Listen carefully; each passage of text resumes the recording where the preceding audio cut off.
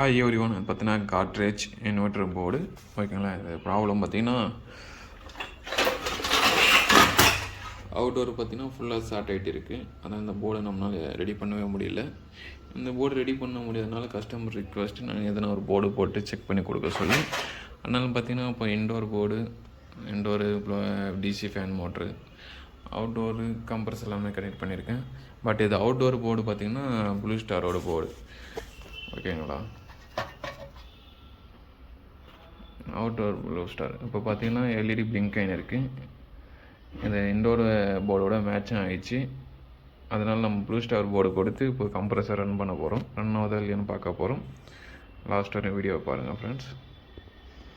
Outdoor fan motor, UVW tester எல்லாமே connect பண்ணியிருக்கேன்.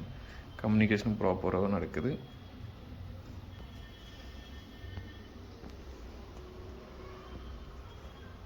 இப்போ பார்த்தீங்கன்னா இன்டோர் மோட்ரு நல்லா ஓடின்னு இருக்குது ஃபாஸ்ட்டாக. அதே மாதிரி அவுட்டோரும் ஸ்டார்ட் ஆகிடுச்சு. கம்ப்ரஸரும் ஓடின்னு இருக்குது. ப்ரெஷரும் நல்லாவே தள்ளுது. அவுட்டோர் ஃபேன் மோட்டரும் நல்லா ஓடின்னு இருக்குது. இந்த மாதிரி நம்ம போர்டு மேட்ச் பண்ணி கரெக்டாக கஸ்டமருக்கு நம்ம கொடுக்க முடியும் ஓகேங்களா ஃப்ரெண்ட்ஸ். பார்த்திங்கன்னா இப்போது ஸ்பீடும் பக்காவாக இருக்குது. தேர்டு ஸ்பீடு மூவ் ஆகின்னு இருக்குது செகண்ட்லேருந்து.